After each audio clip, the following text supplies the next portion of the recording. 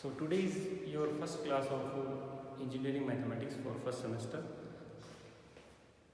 Now we will discuss the syllabus of your subject. So first topic is multivariable calculus. In multivariable calculus we will study double integration, triple integration and their properties.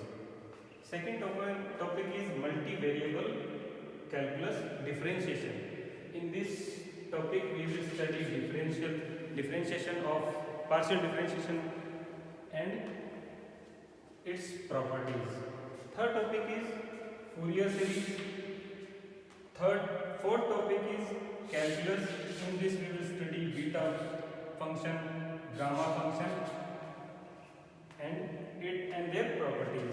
And last topic is sequence and series.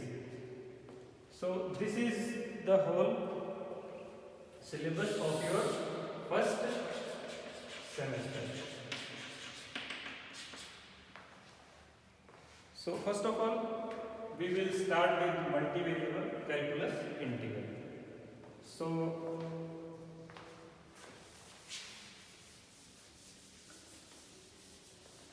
in multivariable integral means multivariable.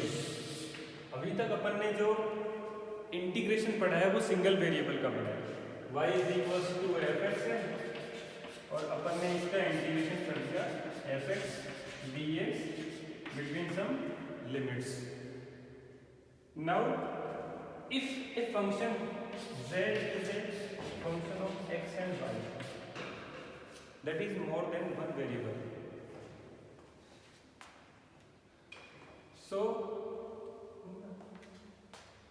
नहीं ले लो. So if z is a function of two variable x and y, then we will integrate it by double integration or triple integration. So this function is function of multivariable. So in this x and y are independent and z is dependent. यहाँ पे अपना x और y independent variable है, z इन x y पे depend करता है. तो function जब एक से ज्यादा फंक्शन का वेरिएबल हो, एक से ज्यादा किसी फंक्शन में वेरिएबल हो, तो वो फंक्शन क्या कहलाता है? Multi variable function. अब इसके बाद अपन पढ़ेंगे कि इंटीग्रेशन का अर्थ कैसे हुआ, इंटीग्रेशन कैसे एग्जिस्टेंस में आया. तो पहले क्या होता था कि लोगों को सिर्फ ट्रायंगल, रेक्टेंगल, सर्किल, स्क्वायर इनका ही एरिया पता होता था. इनका ही एरिया लोगों को पता था कि इनका एरिया कैसे निकालते हैं. प्रॉब्लम कहाँ आई? जब किसी फील्ड का, ऐसी कोई फील्ड है, इसका अपने को एरिया निकालना है. ठीक है, ऐसी कोई फील्ड है, इसका अपने को एरिया निकालना. जैसे कोई खेत है, उसकी बाउंड्री ऐसी तो होती नहीं कि वो ट्रायंगल हो, रेक्टेंगल हो या फिर सर्किल हो. हर बार ऐसा नहीं होता कि किसी भी फील्ड की बाउंड्रीज अपने को ऐसी मिल जाए. तो उसमें दिक्कत आती थी कि अपनी उसका एरिया क्या निकलेगा. भाई अपन इतना तो निकाल सकते हैं, इतना भी निकाल सकते हैं, इतना निकाल सकते हैं, इतना निकाल सकते हैं, ऐसे कर करके फिर भी एरर रह जाती थी. तो उस कंसेप्ट के लिए, पूरा एक्यूरेट एरिया निकालने के लिए अपने को इंटीग्रल की आवश्यकता पड़ी. इंटीग्रल कैसे? कि कंटिन्यूअस फंक्शन एग्जिस्टेंस में आया कि कंटिन्यूअस फंक्शन यदि है तो उसका अपन इंटीग्रेशन कर सकते हैं. कंटिन्यूअस फंक्शन क्या होता है कि फंक्शन को, ग्राफ को अपन जहाँ शुरू करें, ग्राफ खत्म नहीं होना चाहिए, मतलब पेन उठाना नहीं चाहिए, कंटिन्यूटी बनी रहनी चाहिए ग्राफ में, वो फंक्शन कंटिन्यूअस हो गया. तो किसी भी खेल की बाउंड्री अपन देखते हैं तो वो क्या होती है? कंटिन्यूअस होती है. तो जैसे ही कंटिन्यूटी का कंसेप्ट एग्जिस्टेंस में आया तो लोगों ने सोचा कि इसको आगे फर्दर एक्सटेंड कर सकते हैं अपन. तो क्या किया कि ये जो a और b, ये x एक्सिस है, ये y एक्सिस है, ये y इक्वल्स टू कोई फंक्शन होगा, उसका ग्राफ होगा कोई ना कोई. भाई खेत की बाउंड्री कोई ना कोई फंक्शन से तो बनी होगी, किसी भी कोई भी कर्व होता है तो वो कोई ना कोई फंक्शन से बनता है, तो y is equal to F X कोई फंक्शन होगा इसका। तो अपन ने क्या किया, इसको छोटे छोटे पार्ट में ब्रेक कर दिया। इसकी delta x1, delta x2, delta x3 and so on. इस डेल्टा x ये जो मोटाई है ये डेल्टा x अपन ने ले ली और y इज इक्वल टू यहाँ पे फंक्शन है fx1, y is equal to fx2 fx का। तो अपन एक सीरीज बनाते हैं fx1 यहाँ बनाते हैं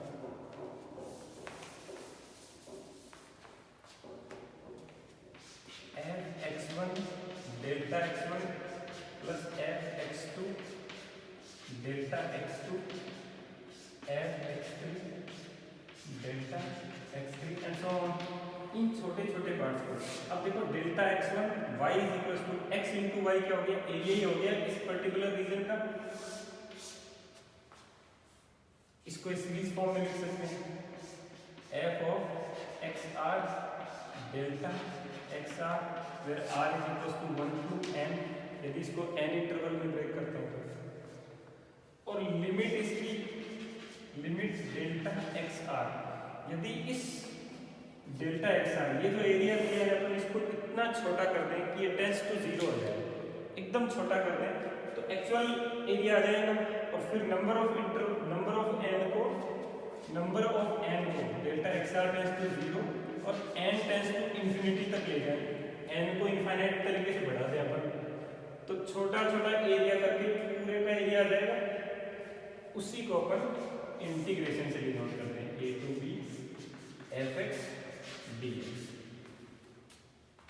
तो इस कंसेप्ट से अपने पास इंटीग्रेशन आ गया कि इस समेशन के बराबर ही ये इंटीग्रेशन होता है, बस इसका लिखने का तरीका अलग है। इसकी लिमिट जो होती है, इस फंक्शन की जो लिमिट है वो इंटीग्रेशन है।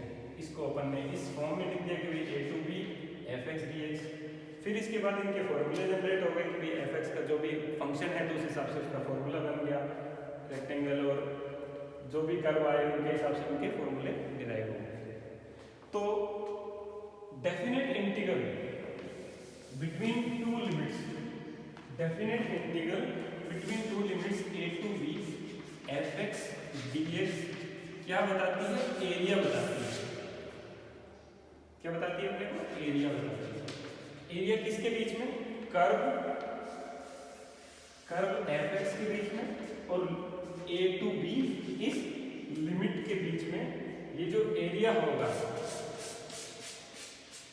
वो क्या होगा, इंटीग्रेशन होगा।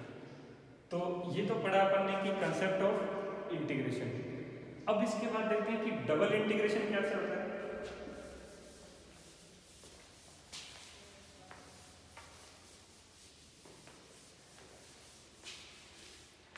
तो डबल इंटीग्रेशन को अपन डिफाइन करते हैं, double integration f of X Y dx dy।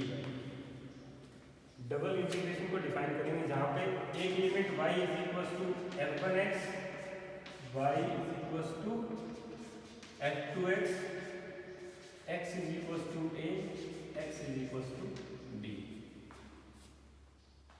यानी y is equal to f1x, y is equal to f2x दो कर्व हैं और x is equal to a से b के बीच में इस फंक्शन का, इस डबल वेरिएबल फंक्शन का अपन इंटीग्रेशन करेंगे तो वो क्या कहलाता है, डबल इंटीग्रेशन।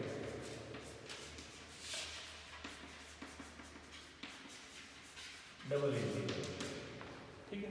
अब इसको अपन कैसे समझेंगे कि ये क्या रिप्रेजेंट करता है। तो डबल इंटीग्रेशन क्या करता है, f1x है कोई, f1x कोई कर्व है, f2x कोई कर्व है, ठीक है। और a टू b के बीच में ये x is equal to a और x is equal to b, x axis और ये y एक्सिस। जब दो वेरिएबल का फंक्शन है तो अपने को यहाँ पे सरफेस मिलेगा ऊपर, ठीक है। सिंगल वेरिएबल का फंक्शन था तो अपने को कर्व मिल रहा था, दो वेरिएबल का है तो सरफेस होगा। अब इसके इंटीग्रेशन का मतलब क्या होगा? इसके इंटीग्रेशन का मतलब होगा ये सरफेस ऊपर 2 डायमेंशन में और इसके नीचे यहाँ तक इसका पूरा वॉल्यूम। डबल इंटीग्रेशन किसको रिप्रेजेंट करता है? वॉल्यूम। तो सिंगल इंटीग्रेशन अपना एरिया को रिप्रेजेंट कर रहा है, डबल इंटीग्रेशन अपना वॉल्यूम को रिप्रेजेंट कर रहा है, जो कि इस कर्व और इस लाइन के A to B के बीच में इनका जो वॉल्यूम आ रहा है वो अपना डबल इंटीग्रेशन है। इसको भी ऐसे ही समझेंगे कि इसको भी छोटे छोटे पार्ट्स में अपन ब्रेक कर लेंगे। सीरीज बनाएंगे f x r y r delta x r r is equal to 1 to n यदि इसकी limit n tends to infinity और delta x r tends to 0, यदि इस ये जो पट्टी अपन ने ली है, इस जो ये पट्टी ली है इसको छोटा कर दें और इन पट्टियों की ये जो अपन ने करी है इनको इंफिनिटी टाइम कर दें, इनको और कर दें तो पूरा एरिया आ जाएगा अपने पास और एरर रिड्यूस हो जाएगी। जितना n बढ़ेगा उतनी ही एरर रिड्यूस हो जाएगी। तो ये जो इंटीग्रेशन आया इस लिमिट के साथ, इसी को अपन डबल इंटीग्रेशन बोलते हैं। x is equal to a, x is equal to b, y is equal to f1x, y is equal to f2x, दूसरे वाला फंक्शन, और f x y dx और dy। तो ये सीरीज ही ये इंटीग्रेशन है, बस रिप्रेजेंटेशन का तरीका है। अपन इससे नहीं निकाल के इसके फंक्शन के डिफरेंशिएशन और इंटीग्रल के फॉर्मूले अपने को पता है तो वो इंटीग्रल के फॉर्मूले लगा के इसको सॉल्यूशन कर लेते हैं। तो ये था बेसिक कंसेप्ट अपना डबल इंटीग्रेशन का।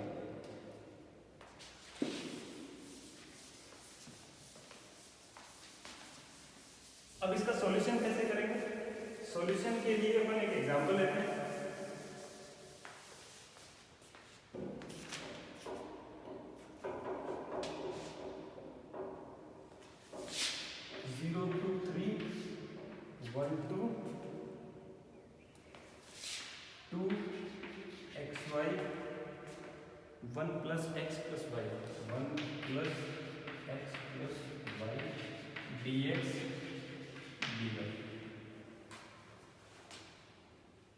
ये डबल इंटीग्रेशन है, ये अपना फंक्शन है, this is f of X Y और ये अपनी लिमिट है। अब ये कांस्टेंट दे रखी है तो y is equal to f1 अपना ये हो गया, f1 is equal to f1x is equal to 1, f2x is equal to 2 हो गया, ऐसे ही होगा। तो अपन क्या करते हैं, पहले y के रेस्पेक्ट में इंटीग्रेशन करते हैं, फिर इसकी लिमिट लगाते हैं, फिर x के रेस्पेक्ट में इंटीग्रेशन करेंगे, फिर इसकी लिमिट लगाएंगे। तो जब y के रेस्पेक्ट में अपन इंटीग्रेशन कर रहे होते हैं तो अपन x को अपन कांस्टेंट मानेंगे और x के रेस्पेक्ट में इंटीग्रेशन कर रहे होते हैं तो y को कांस्टेंट मानेंगे। एक को कांस्टेंट मानेंगे तो फंक्शन ऑफ वन वेरिएबल हो गया और फिर उसका सॉल्यूशन करेंगे। तो y के रेस्पेक्ट में अपन इसका इंटीग्रेशन करते हैं। इंटीग्रेशन क्या होगा y के रेस्पेक्ट में, ये इंटीग्रेशन 1 से 2 xy plus X square Y plus X Y square dy dx, ऐसे कर लेंगे 0 to 3।